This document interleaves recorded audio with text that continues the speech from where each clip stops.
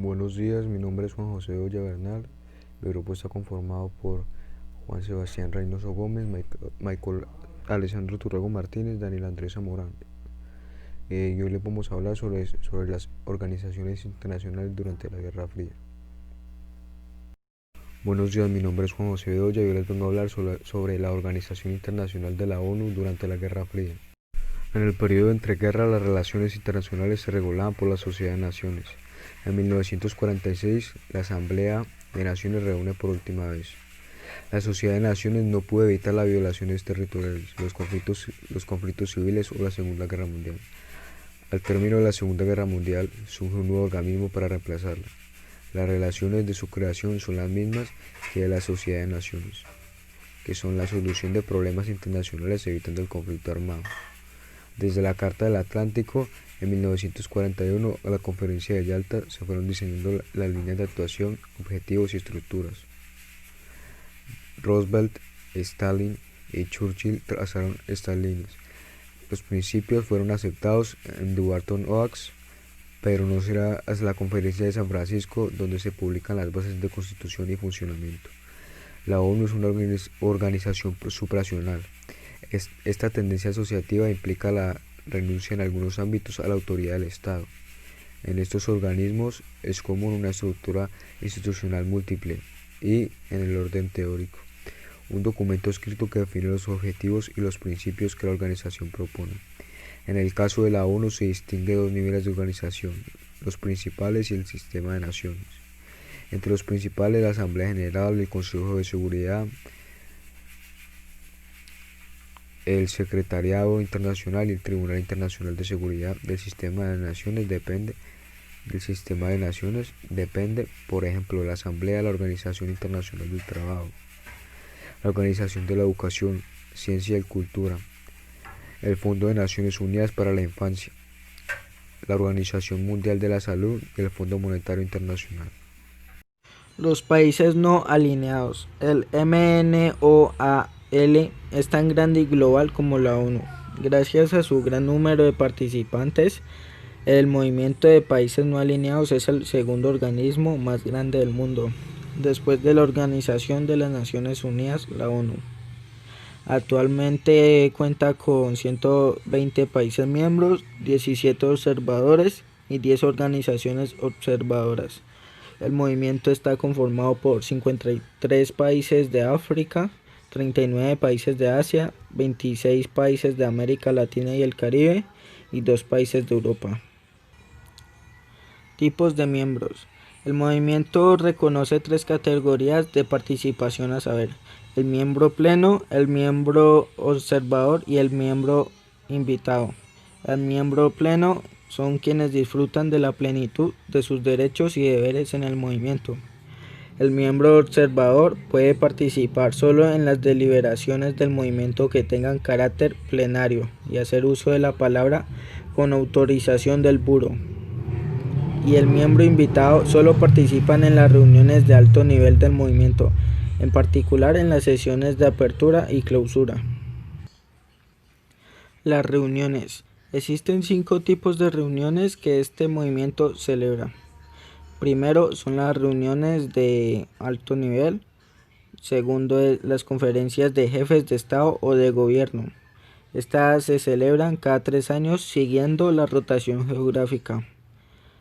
Tercero, conferencias ministeriales. Se celebran entre las cumbres, también siguiendo el principio de la rotación geográfica. Cuarto, reuniones ministeriales del Buró de Coordinación. Se celebran meses antes de una cumbre para concertar posiciones para esta. Se realizan en el país donde se celebra la cumbre y que ocupará la presidencia del movimiento. 5. Reuniones ministeriales en Nueva York. Se celebran anualmente durante el periodo ordinario de las sesiones de la Asamblea General de la ONU. Y estos son todos los países que están unidos al movimiento de los países no alineados. Precedentes. El primer intento de la creación de una convergencia entre los países que más tarde se conocería como el Movimiento de los Países No Alineados fue en 1955, cuando se celebró en la conferencia de Bandung, en Indonesia, siendo Jawaharlal Nehru, Gamal Abdel Nasser y Sukarno jefes de gobierno de India, Egipto e Indonesia respectivamente, los promotores de la idea. En una reunión evocaron la idea de crear una organización debido a que se produjo poco después de la independencia india. Influyó mucho la ideología y el pensamiento de Mahatma Gandhi. La primera Cumbre de los Países No Alineados se celebró en Belgrado en 1961. Después del fin de la Guerra Fría, el MPNA sufrió de falta de identidad, ya que el motivo de creación era tener un bando intermedio entre las dos superpotencias de la Guerra Fría. En junio de 2016, el MPNA estaba compuesto por 120 Estados miembros y otros 15 países observadores. Los Estados miembros representan casi 2/3 de los miembros de la ONU, que albergan 55% de la población mundial. Criterios de la membresía. El país debe haber adoptado una política independiente basada en la coexistencia de estados con diferentes sistemas políticos y sociales y en el no alineamiento, o debe demostrar una tendencia a favor de tal política. El país concernido deberá apoyar consistentemente los movimientos por la independencia nacional. El país no debe ser miembro de una alianza multilateral militar concluida en el contexto de los conflictos de las grandes potencias.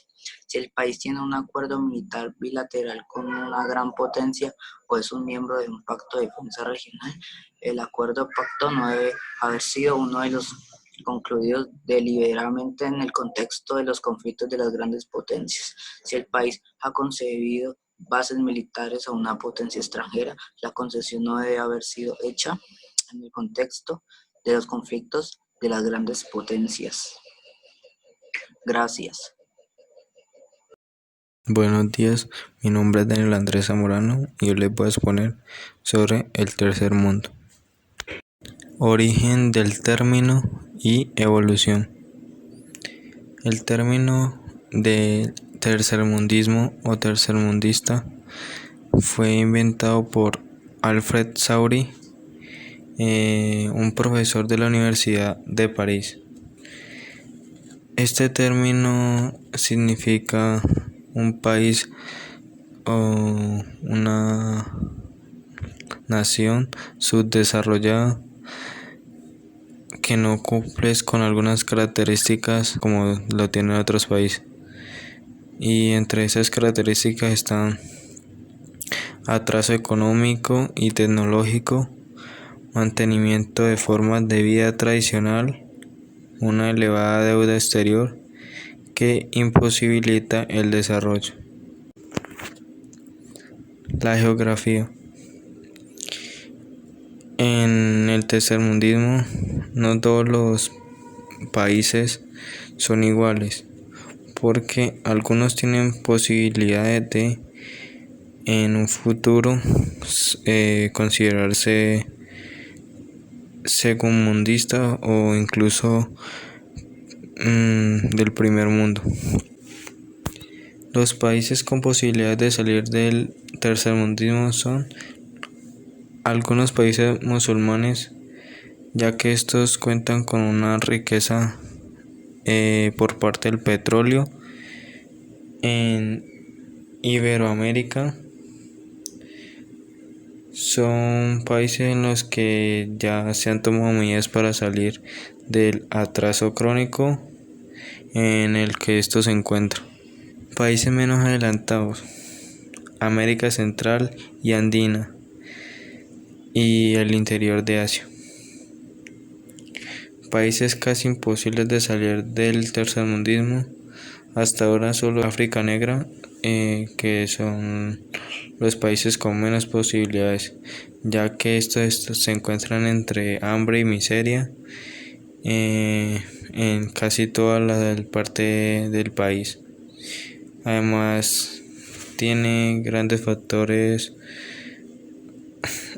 en la parte social y económica afectada, ya sea como la prostitución infantil, enfermedades como el SIDA y la trata de blancas.